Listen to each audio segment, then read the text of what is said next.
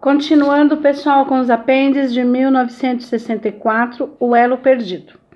Em alguns países existem instituições oficiais para avaliar estes casos. Às vezes, a pessoa assume que foi um colaborador e isso encerra a discussão. Mas em alguns países, o fato de alguém ter sido colaborador da polícia secreta torna-se, por lei, um obstáculo a determinadas funções públicas importantes.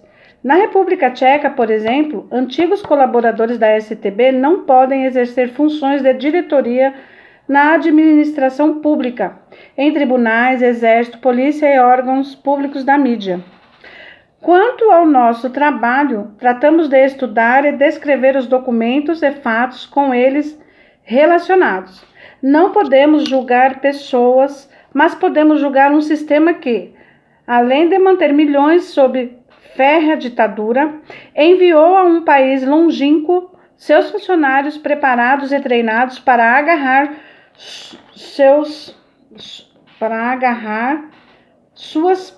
presas através de jogos e manipulações, aproveitando-se das fraquezas humanas de caráter material ou ideológico e tentando convencê-los de que, ao colaborar, não estariam prejudicando o seu país, mas estariam fazendo o melhor para a sua pátria, já que a sua colaboração era importante para combater os inimigos do melhor sistema para a humanidade, né? No caso, o comunista que eles acham. Teria alguns se deixado convencer a tal ponto de sentir-se na obrigação de colaborar, desejando o melhor para o seu país? Ninguém ficará sabendo, entre aspas, né? Prometiam os funcionários, ninguém ficará sabendo, entre aspas, né? Prometiam os funcionários. As pessoas também não tinham como saber que um dia aquele, entre aspas, sistema invencível, né? Ruiria, né? Pelo menos naquele formato, né? Rechaçado pelos cidadãos e que os seus nomes acabariam expostos nos documentos de um arquivo público de um instituto nomeado para estudos de um sistema criminoso. Foram justamente esses funcionários da STB que fizeram os nomes dessas pessoas pararem lá. E talvez algumas delas, aqui um parênteses, entre as quais há até personagens conhecidos da história brasileira, como respeitados escritores, ativistas, juristas, né? Fecha parênteses. Entrem novamente para a história, unindo-se ao grupo dos, entre aspas, inocentes úteis, né? Ainda resta uma pergunta que nos intriga desde o início das pesquisas.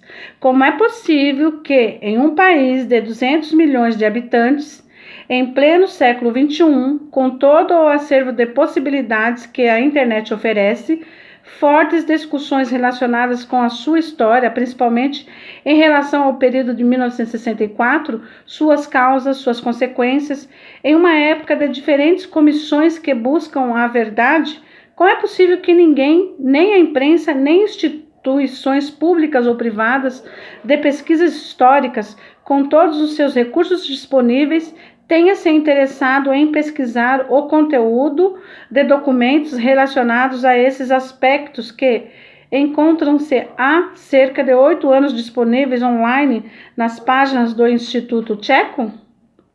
Para encerrar, um jornalista polonês publicou um artigo sobre o nosso trabalho com a seguinte apresentação, abre aspas, Vocês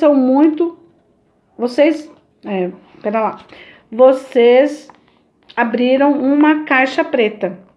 Tomem cuidado, pois vocês ganharão muitos inimigos, mas também ganharão muitos amigos, fecha aspas. Esperamos que ele esteja errado quanto à primeira frase e que acerte em cheio na segunda.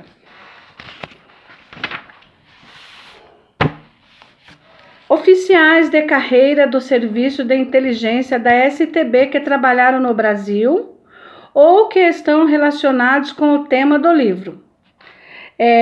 Primeiro, Bacalar.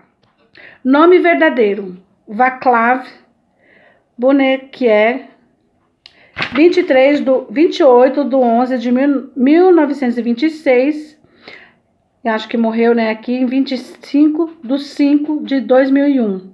Membro do KSC desde 1953, foi aceito pela STB em 1957 e anteriormente trabalhou como delegado comercial em países da Europa Ocidental e da América Central. Entre 1958 e 1962, foi membro da Residentura na Embaixada no Brasil. Entre 1965 e 1967, foi residente na Embaixada, né, segundo secretário. Em 1969, foi enviado à Venezuela, onde ficou até 1971. Depois de voltar à Tchecoslováquia, foi acusado de, abre aspas, indiferença quanto aos princípios do internacionalismo, fecha aspas, e de não ser ativo o suficiente no processo de normalização, rompendo com o período de mudanças democratizantes de 1968. Por esses motivos, foi despedido do MV, onde serviu até a graduação de major. Borek, nome verdadeiro: Yuri Stejakal. Nossa, difícil, hein, gente? 1923 a 1998, né? Chefe da seção da América Latina até 1964. De 1964 a 1969, foi chefe da seção 8, responsável por operações ativas e desinformação. Trabalhou na STB desde 1953. Primeiro na RFA, né, na República Federativa da Alemanha, e na Áustria, e, a partir de 57, em questões da América Latina. Em 1968, declarou-se contra a ocupação da Tchecoslováquia. Foi adepto à reforma do comunismo e, em 1970, foi despedido da STB. Tem mais um, o Brista. Nome verdadeiro: Ladislav Bittman, nascido em 12 de janeiro de 1931.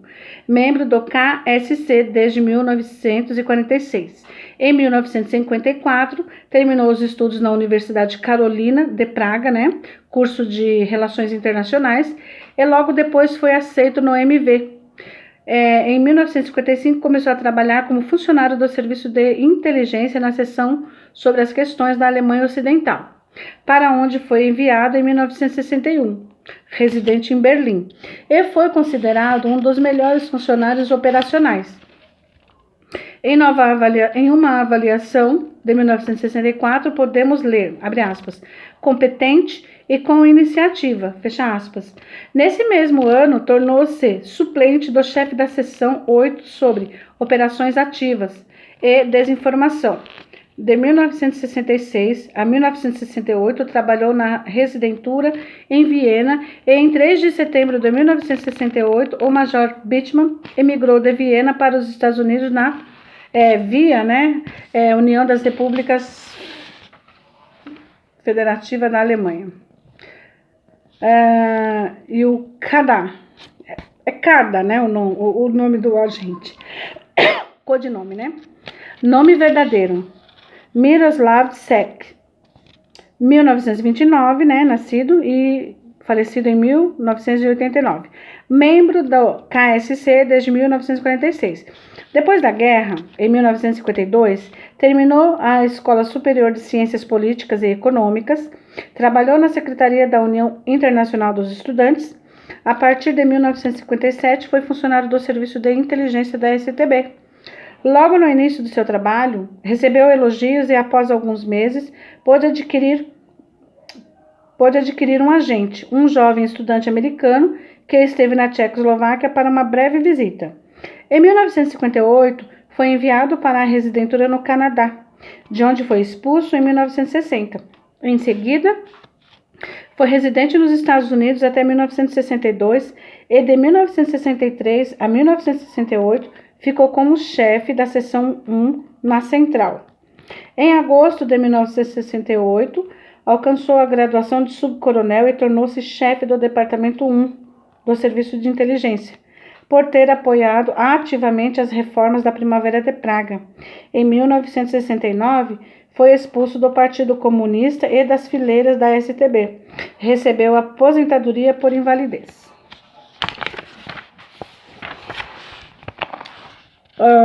O agente, né, de codinome Rosca, Coronel Iosef Rosca, né, Rosca, nascido em 1924, falecido em 1997.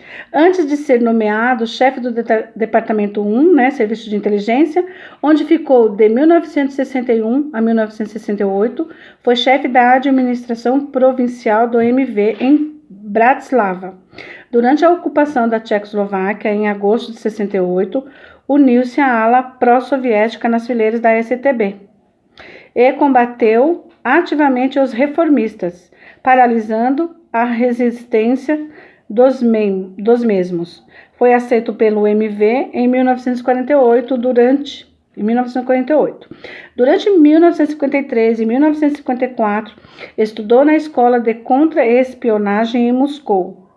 Após a sua volta, ocupou um posto em Bratislava. Após agosto de 1968, membro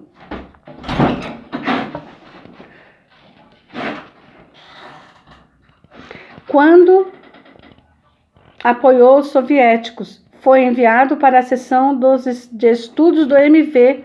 Nos anos seguintes, passou por diferentes funções de diretoria em diversos departamentos do MV.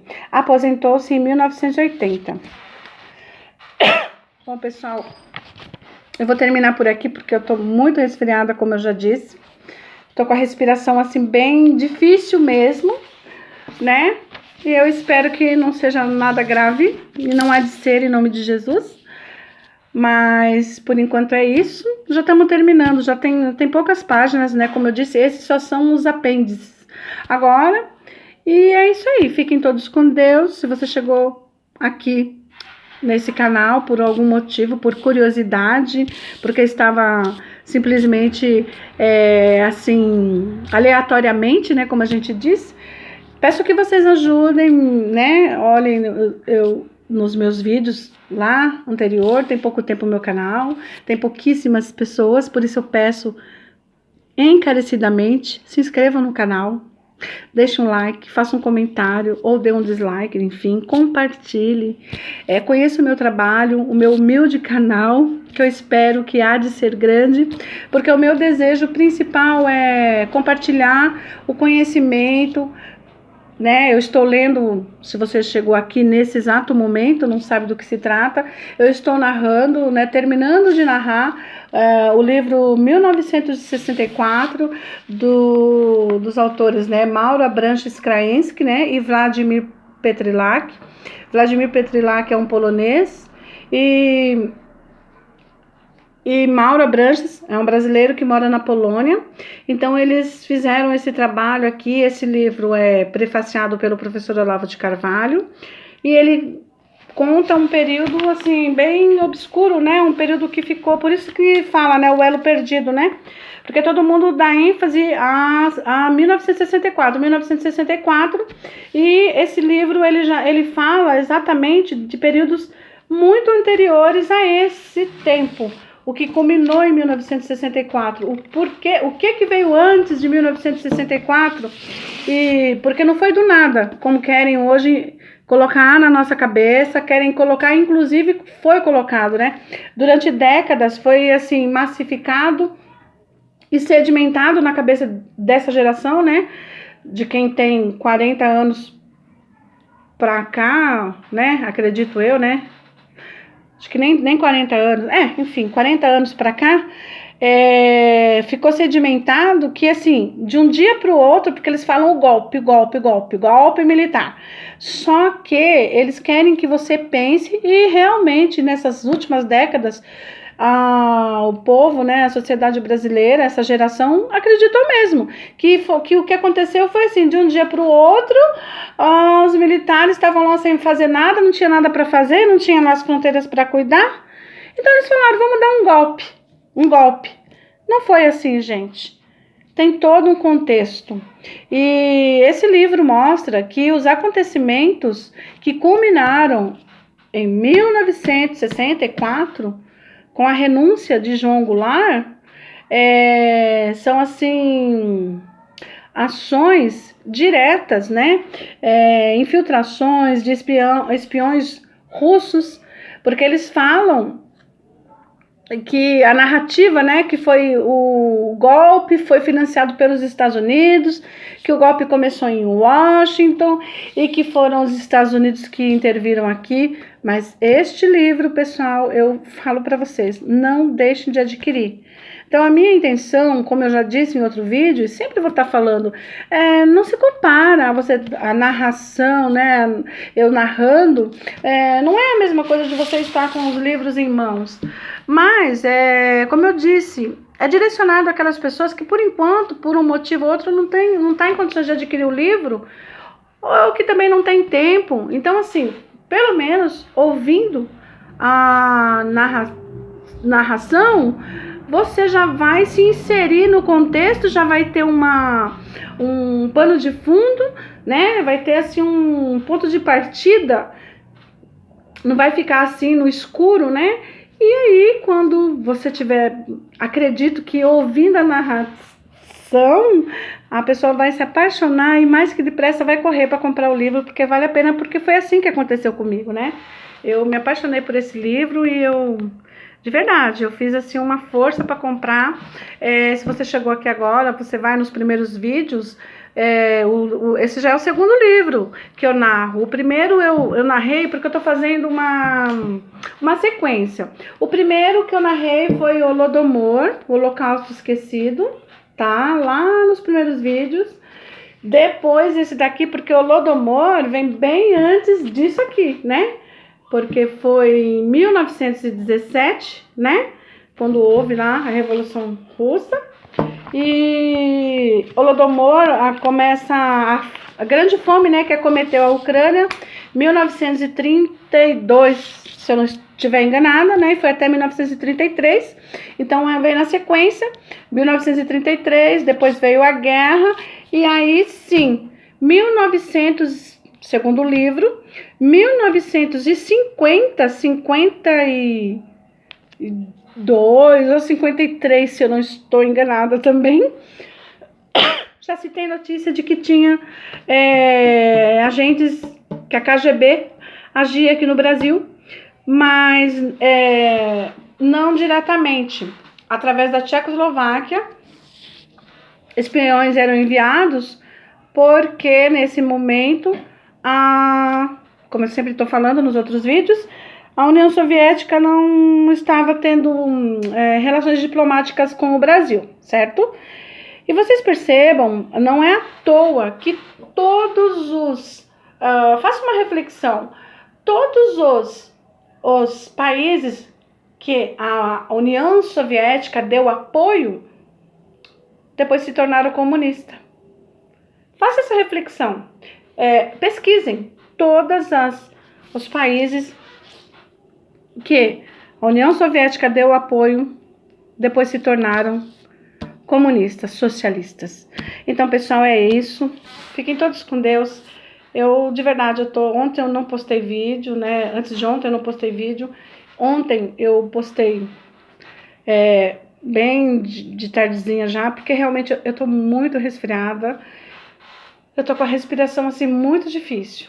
Mas eu creio que não é de ser nada, ok? Fiquem todos com Deus, que Deus abençoe a você, que você chegou aqui, que você vai me ajudar, vai me dar aquele like, vai contribuir, que Deus toque no seu coração.